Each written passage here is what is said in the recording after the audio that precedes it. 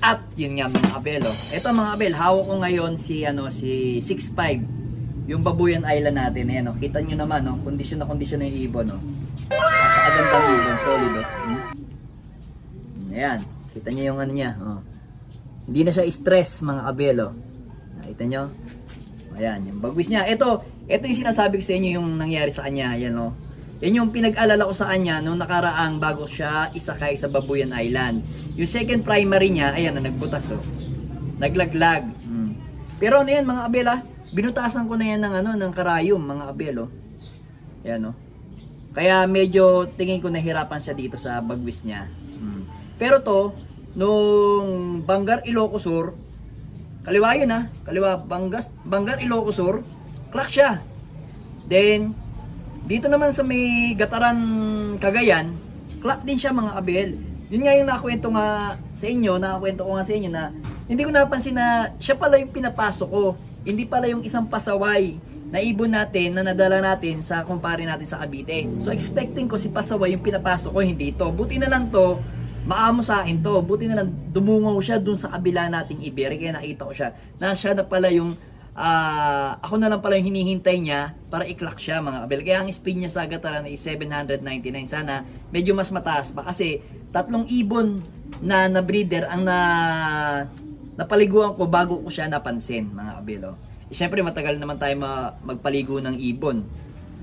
So ito na yung ibon natin yan, yung singsing niya ito. Kaya siya tinawag na 6'5" dahil dito mga abel. Pansinin yung ano niya. Yan, oh. 6'5", 6'5" yan. 765. 765 to mga abel, yan, no? Yung kapatid nito sa BBC nawala ng tagudin. Yan. Ganito rin itsura, pero napansin ko kasi do sa kapatid nito, parang humina yung immune system kasi nung huling uwi niya ng ano ba yan? Basta baba ng tagudin. Hard race, pahirapan kasi nakaano ko dun, sinakay ko 5. Naka 4 out of 5 tayo dun, Clock naman yung mga siya at saka yung kapatid niya. Anong nangyari? Ay, ito pala yung hindi nag-clock ng tagudin. Kaya nailipat to sa PPCP na open race. So ngayon ito hindi nag-clock, yung kapatid niya nag-clock ng nasa 800 to 900. Kaso napansin ko doon sa ibon na yon, yung kapatid niya bumagsak dito sa flooring dito sa baba ng hagdan ko. So ngayon, para siyang gumaganon-ganon yung liig. Sabi ko, mukhang tatamaan to ng may vaccine naman to. Kahit ito napagtanto, kahit na nabaksin yung ibon natin, talagang pagka malakas yung virus na tumama sa ibon, talagang tatamaan at tatamaan kahit na mayroon tayong prevention. So ngayon, na-stress lang siya noon, na-stress lang siya nung panahon na yon. Pero after mga kinabukasan, wala na yung ano niya. Hindi naman, parang gumaganon-ganon lang yung leg niya nung dumating. Pero nung nakainom na siya, na-recover ko na, nawala yung pagiging gano'n niya. Malakas pa nga siya rumonda, Pagdating naman, hindi naman umiikot, Kaso yun nga, yung huling lipad niya nun, basta tagudin o biga nun, nawala yung ibon na yun. So ito yung ibon na to. Gagawin natin itong breeder mga abel, Ito na. Kasi hanga ako sa ibon na to kasi biruin nyo mga abela. Imagine niyo mga abel. Pinakawalan sa mismong Babuyan Island. Tabi ng dagat yon mga abel. Medyo blurred lang yung video pero titingnan ko kung kaya kong ilagay dito sa bandang baba natin yung video na nag-release sila sa Babuyan Island na kasama ito. Medyo na blurred lang yun Yan. Pakikita ko sa inyo dyan kung kaya kong ipakita lang mga abel. Subukan ko lang. So ngayon, nung pinakawalan to, imagine niyo simula Babuyan Island to Cagayan. Yan, oh. Sapat na natin Aparig Cagayan, Santa Ana Cagayan. Napakalayo ng release distance natin, mga yan. abel. Siguro sabi ng kumpare ko na nag-convoyer doon, sabi niya Babuyan Island. ang papunta lang daw doon is 6 hours ang biyahe papunta doon. Pabalik 4 hours ata o 5 hours. Kasi kaya naging 6 hours yung biyahe nila sa Babuyan kasi Good luck, mga kapogi. malakas yung alon. Kaya medyo nahirapan sila kaya naging 6 hours yung biyahe. Halit na diretso yung yung bangka na sinakyan nila, hindi pwede. Kailangan medyo pa-slanting. Kumbaga yung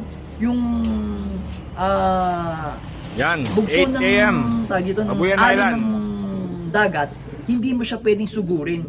So ngayon ang ginawa ng bangka, ini-slanting ata yung parang sa barko, ini-slanting para yung tama ng wave ng tubig, hindi talaga sapul na sapul sila. Kaya medyo mabagal yung takbo nila mga abel. Kaya umabot ng 6 hours. Then yung pabalik naman, 4 to 5 hours ang biyahe nila. Kasi depende nga sa sa lakas ng tawag dito, sa alon ng dagat. Kaya nahirapan sila. Buti na lang yung mga ibon is nakalagay sa may lona para hindi sila mabasa mga abel. So yun nga, kung i-imagine ninyo, tumawid ng dagat to, tawid dagat. Pagkatawid dagat, sabay, susuungin niya naman yung mga bulubundukin mga abel bago makauwi sa atin. Kaya, kumbaga, etong ibon na to, treasure na to sa loop natin. Kasi, biruin nyo mga abel, gaano kahirap magpauwi sa Babuyan Island. Biruin nyo, 360 na birds. Nakapagpauwi lang nung in the second day, alam ko, nasa 16 na nagpa-uwi. Then sumunod na araw tayo na nakapagpa-uwi. Halos nasa 31 pieces lang yung nakapagpa-uwi na ibon sa Babuyan. Kaya not bad. Tapos ito number 17 pa to sa clacking natin do sa Babuyan. So, 'di ba? Mga abiyad, kung sa inyo to, treasure na to sa loop ninyo. So, ito ang kapatid nito sa South is Super Set Winner. Yung Super Set Winner natin sa PUF, makikita nyo dyan.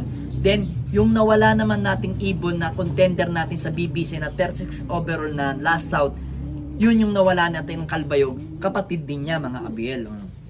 Kaya sabi ko sa kanya, talagang napakahirap nung nilipad nung ibon. So, syempre, gagawin na lang talaga natin tong breeder, mga abiel. Kaya, kung meron man kayong gantong mga ibon na kung sakaling nag-clock siya sa talagang nakapagpa siya ng clock siya ng Babuyan Island, possible siya mga abel, no? Possible siya, pwede siyang maging second or third overall dahil yan 1.1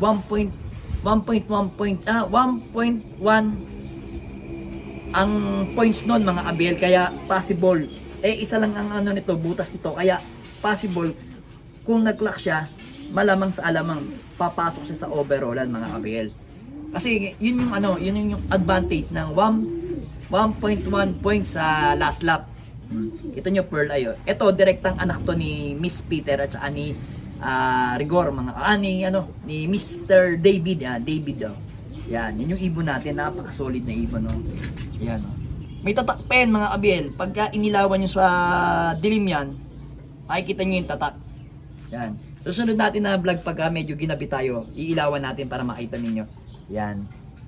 So ito, ipapares natin to doon sa nakuha natin sa kumpare natin sa Cavite. Yung Beckert na may pasok na Vandenbroek. Yan.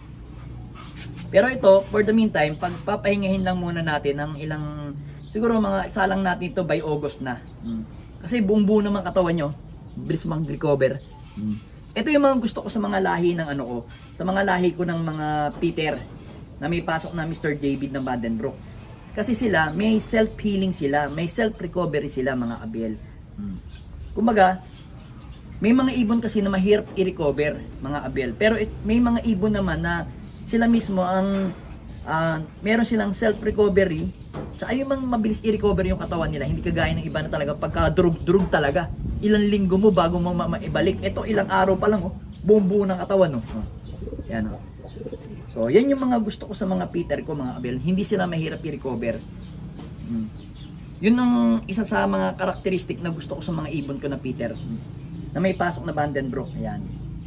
So, ito, do sa ipapasukan natin na Beckert, may konting pasok kasi na Vandenbroek yun. Kaya, hindi ito lalayo sa mga bloodline, mga abel. So, ito, kukunin ko lang yung magiging asawa niya, mga abel, Wait lang.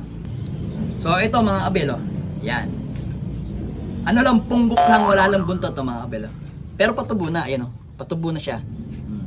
So ito nga yun ipaparis natin. Ito yung Beckert.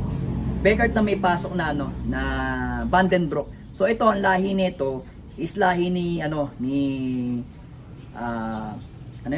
Morado del Rosario, yung Barako, tapos yung nanay naman nito is lahi ni Triple J na ang pangalan niya Triple J ang loop, pero ang pangalan niya is Aaron Garcia ng taga Angeles. Yan. Yung kumpare ko nakabili ng mga breeder, yung mga magulang nito mga kabel. Kaya yan oh.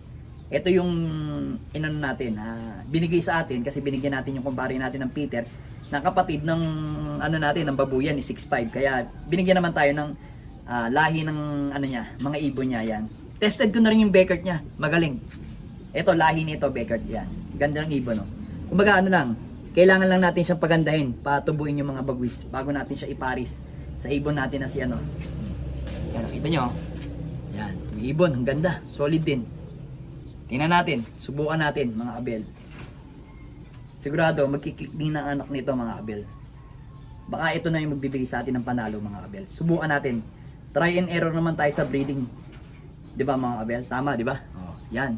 Ganyan talagang sa larangan ng pag-iibon. Try and error tayo sa breeding.